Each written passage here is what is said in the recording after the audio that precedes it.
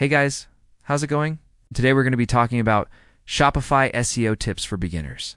We're going to talk about 7 different ways that you can rank your store faster. So if you're ready to start selling online, or you just started and you're looking to get some sales, this is the video for you. If you don't know me already, my name is Anonymous.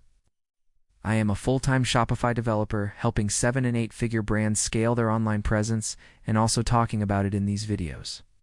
So if you like videos like this, make sure to subscribe so you'll be notified every time I upload a new one. So today we're going to be talking about 7 tips and tricks to help you rank your store fast. So first thing that we need to talk about is page speed. Page speed is extremely important when it comes to ranking on Google. If you have a slow website, people are not going to want to stay on there, and your bounce rate is just going to be extremely high, which tells Google, hey, nobody likes this website. Nobody wants to stay on it, so let's not push it out. A lot of people think that to have a good page speed, you need a fast host. While it does help, it's not the main contributing factor. A lot of times it's just your theme and some apps that you're using. So before we go into how to actually fix your page speed, I do want to show you how to check it because you need to see where you stand right now. What you want to do is go to Google and type in Pingdom website speed test. You're going to click on the first one here. Then we're going to want to put in your URL. Make sure you select the location that is closest to you or where most of your traffic is coming from, and then click on test. This will give you a report card grade, and you want this grade to be an A. You also want to make sure that your time under 200 milliseconds is above 85%. If it's anything below that, that's going to hurt your page speed score. So now that you checked your page speed, what can you do to improve it? Well, the first thing I would recommend doing is getting rid of any unneeded apps. So if you have apps that you installed that you really don't need, uninstall them. If you're not using them, they're just going to slow down your store. Another thing you can do is optimize your images. Images are extremely large files. So if you have a ton of images on your website, those are going to kill your page speed. So what you should do is come over to your theme settings, and under the theme settings, you want to find the setting that says Image Optimizer. It might be slightly different depending on your theme, but you want to look for something that says Compress Images, Optimize Images, or Image Optimizer. Once you go to this section, you want to make sure that all of these settings are enabled. So basically what this is going to do is anytime a picture is uploaded to your store, it's going to automatically optimize it. The next step that we can do is clear our cache. So if you go to your online store, go to your preferences, and then you scroll down, you're going to see cached pages. You want to click on this and make sure that Enable Caching is selected. That way, whenever you change something on your website, it needs to be refreshed or cleared from the cache. Otherwise, it's not going to show up. The last thing that you can do to improve your page speed is install a good page speed app. My favorite page speed app is called Page Speed Booster. I'll leave a link in the description. Basically what this app does is it automatically optimizes your store for speed, and it also helps you with SEO as well, which is great.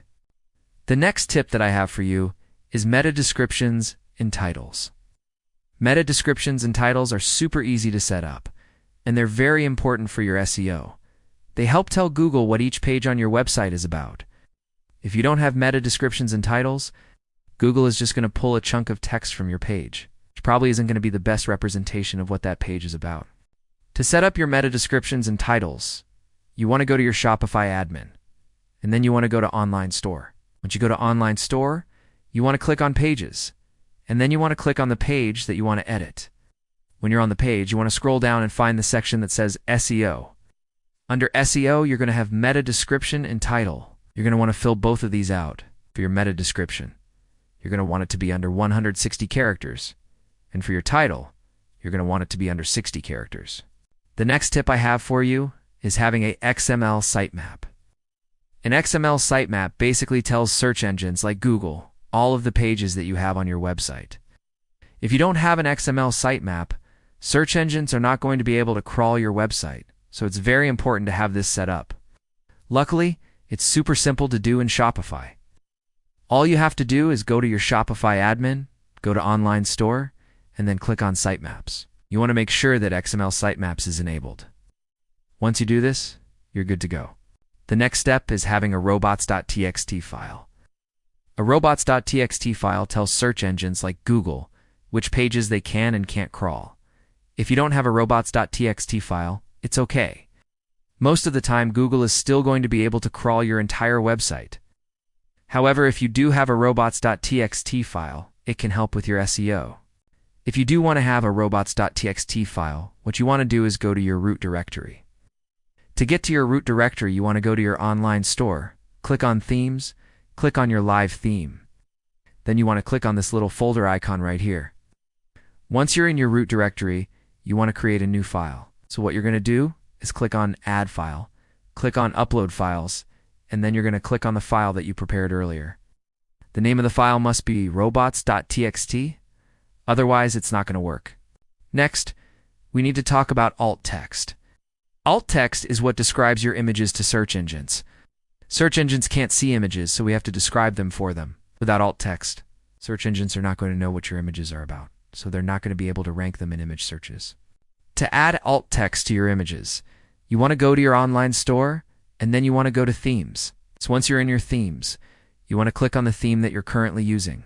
You want to click on Customize. Then you want to find the image that you want to add alt text to. Once you find the image, you want to click on it.